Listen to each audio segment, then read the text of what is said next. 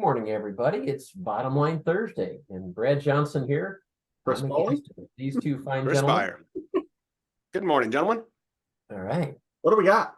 So I'm thinking, given that it's still, first part of the year, we're probably still finding employees that are realizing, oop, I didn't mean to do that for January 1st. Right. Can I reverse my decision? Yes. Or I made a mistake. I didn't mean to do that. And that's what's in the system.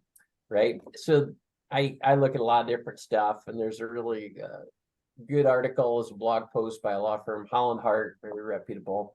And they talk about what does the IRS say? And employees will say, can I change it? Can I not?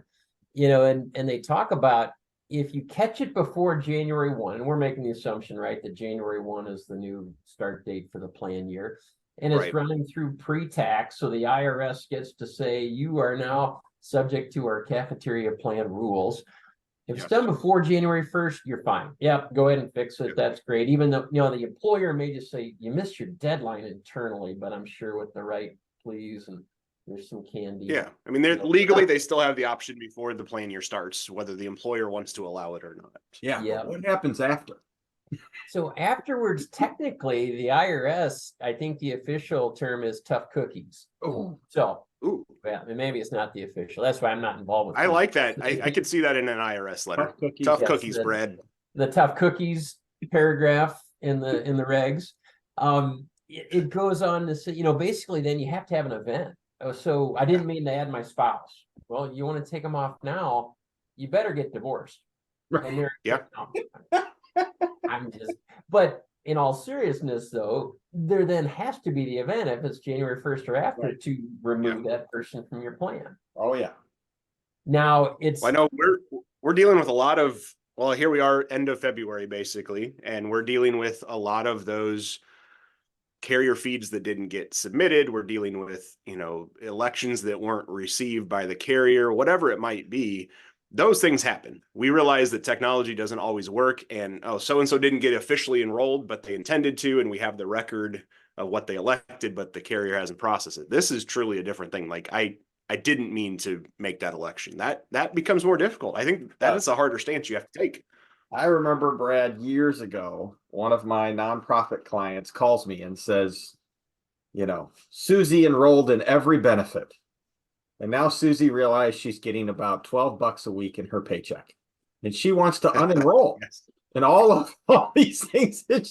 I said, yeah, I remember talking to Susie and told her, don't enroll in all this stuff. Buy insurance for the stuff you need. And I said, you got one choice. You got to fire Susie. And you can't hire her back until 63 days.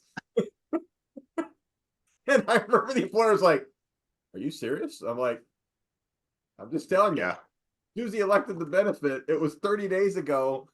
We're already in the plan year. You're not gonna like or you can roll the dice and pray to God that the IRS doesn't audit your cafeteria plan. I don't know how often that's happening, but I have seen that. The employer makes the decision. Ultimately, they're the plan sponsor. Right. I mean, that goes back to my voluntary benefit days. Same thing. You walk through with that enrollee and you let them know this is what's coming out of your paycheck, and then are you sure? Are you sure? Let's make sure that it's affordable. And then first paycheck, there's an issue. I mean, that definitely happens.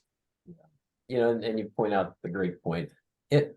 Could you do it? I'm sure you could really make a good case for really interesting situations where you do it. Are you going to be found?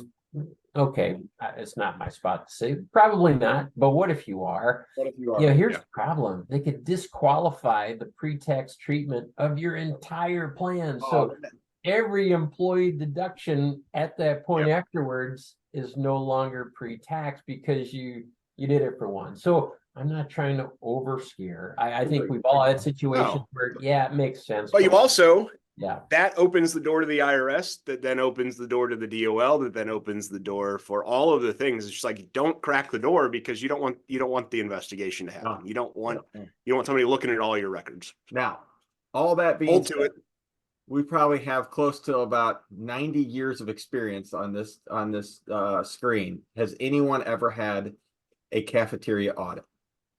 Not yet. I've had one. Yeah.